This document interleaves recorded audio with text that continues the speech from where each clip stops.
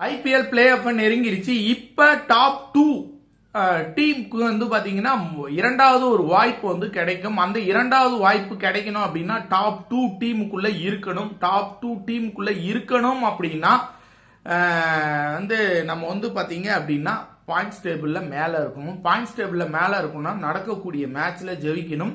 இன்னைக்கு ஆர்சிபிக்கும் எஸ்ஆர்ஹெச்சுக்கும் நடக்கக்கூடிய மேட்ச்ல ஆர்சிபி வின் பண்ணாங்க அப்படின்னா பாயிண்ட்ஸ் டேபிள்ல மேல வரதுக்கான வாய்ப்புகள் இருக்கு.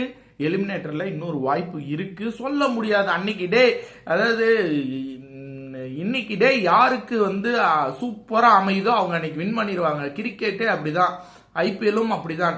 அதனால வந்து நல்ல டீமுங்க தோத்துருச்சிங்க அப்படின்னா அதெல்லாம் வந்து விஷயமே இல்லை. இன்னைக்கு யார் நல்லா பர்ஃபார்மன்ஸ் பண்றாங்க, இன்னைக்கு டேல வந்து ஒரே ஒரு 11 பேத்துல ஒரே ஒருத்தர் சூப்பரா பர்ஃபார்மன்ஸ் பண்ணிட்டாருன்னா அந்த டீமுக்கு இவரு சப்போர்ட் பண்ணதா அர்த்தமாயிடும். அந்த மாதிரி ஒரே ஒருத்தர் ஒரு 100 தேவையான டைம்ல ஒரு 100 அடிச்சாருன்னா அந்த டீம் வின் பண்ணிடும். அதனால அலர்ட்டா இருக்கணும். ஆர்சிபி கிடைச்சிருக்க மிகப்பெரிய ஒரு வாய்ப்பு. இந்த வாய்ப்பை வந்து ஆர்சிபி மிஸ் பண்ணிடாம எஸ்ஆர்ஹெச் வந்து வீழ்த்தி பாயிண்ட் டேபிள்ல மேல போகணும். இனி வந்து பிளே ஆஃப்ல நடக்கக்கூடிய அனைத்து மேட்சுகளையும் வின் பண்ணணும்.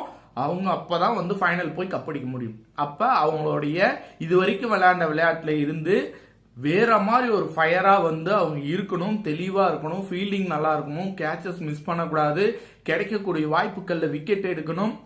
நிறைய விஷயம் இருக்கு. எஸ்ஆர்ஹெச் திரும்பவும் வந்து அவங்கள ப்ரூவ் பண்ணிக்க ட்ரை பண்ணுவாங்க. அவங்களோட 11 ட்ரை பண்ணுவாங்க. அவங்களோட பவுலிங் சொதப்பிட்டே இருக்கு. மீண்டும் மீண்டும் அவங்களோட பவுலிங் இன்னும் கொஞ்சம் ஸ்ட்ராங் பண்ண ட்ரை பண்ணுவாங்க. இன்ட்ரெஸ்டிங்கான ஒரு மேட்சா இருக்கிறதுக்கான வாய்ப்பு இருக்கு. இது வந்து பாத்தீங்கன்னா லக்னோ கிரவுண்ட்ல நடக்குது. இன்ட்ரெஸ்டிங்கா இருக்கிறதுக்கான வாய்ப்புகள் இருக்கு. All the best.